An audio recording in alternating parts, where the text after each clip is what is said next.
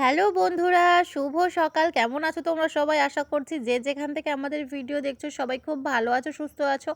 কয়েকদিন ভিডিও দিতে পারিনি, সোনাইয়ের খুব শরীর খারাপ জানো তো, সেই জন্য ভিডিও টিডিও করার কোনো মুড ছিল না, যার কারণে কোনো ভিডিও শ্যুট করিনি। তো এখন ভাবলাম যে চলো একটা ভিডিও করাই যাক। তো সোনাইয়ের স্কুলে খেলা আছে, কালকে হচ্ছে ফাইনাল খেলা, আর আজকে হচ্ছে আমি নিয়ে যাচ্ছি ওকে প্র্যাকটিস করানোর জন্য, কারণ স্কুল থেকে প্র্যাকটিস করাচ্ছে। স্কুল থেকে অনেকটা দূর একটা মাঠে, মানে বিরাট বড় মাঠ, সেই মাঠটার মধ্যে প্র্যাকটিস হবে। সব বাচ্চাদেরকে বলেছে ঘরোয়া ড্রেস পরে আসতে, তো সেই কারণে সোনাইকে একটা টি শার্ট আর একটা ফুল প্যান্ট পরিয়ে নিয়ে এসেছি। ভেতরে আরও একটা ছোট হাফ প্যান্ট আছে, যদি অসুবিধা হয় তাহলে ফুল প্যান্টটা খুলে দেবো, হাফ প্যান্টটা পরে ছুটবে। তো চলো, আমরা টোটো করিনি, হেঁটে হেঁটেই যাচ্ছি। তো এখানটায় এসে দেখি অনেক বাচ্চারা, যারা জানে না, যারা ভালো করে হয়তো শোনেনি, তারা হচ্ছে স্কুল ড্রেস পরে চলে এসেছে একদম খেলার মাঠে। তো স্যার ওর জন্য বকছিল যে স্কুল ড্রেস পরে আসতে মানা করেছি, কিন্তু তাও পরে এসছে। কারণ হচ্ছে কালকে ফাইনাল খেলা, তো ফাইনাল খেলার দিন ঘরোয়া ড্রেস বা কোনো গেঞ্জি, কোনো কালারিং গেঞ্জি টেঞ্জি চলবে না, কারণ একদম স্কুল ড্রেস, যেমন প্যান্ট, সাদা জামা, মোজা, বুট এসব কিন্তু দরকার।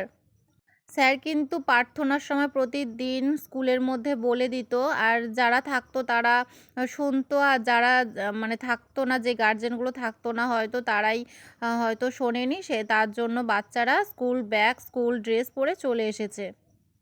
আগেই তোমাদেরকে বলেছি ভিডিও শুরুতে যে সোনাইয়ের শরীরটা খারাপ। তো সকাল থেকে দেখলাম যে জ্বরটা নেই গায়ে, যার কারণে আমি মাঠে নিয়ে চলে এলাম প্র্যাকটিস করানোর জন্য।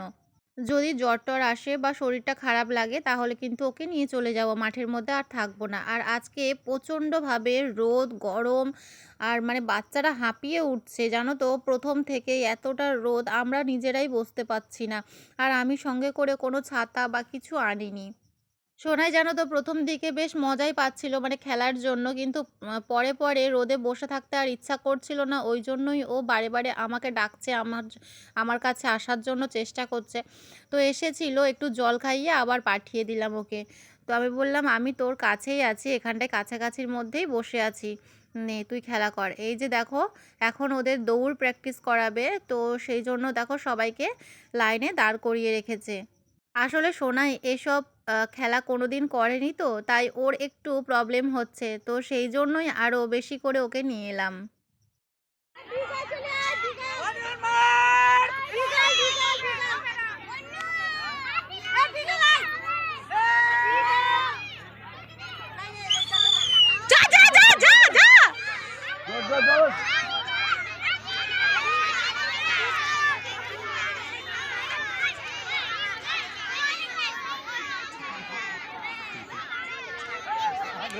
বন্ধুরা, তোমরা দেখলে সোনাইয়ের রান করা কেমন লাগলো অবশ্যই জানিও। নেক্সট দিন ফাইনাল আছে, তো ফাইনালের দিন তোমাদের সাথে ভিডিও শেয়ার করব।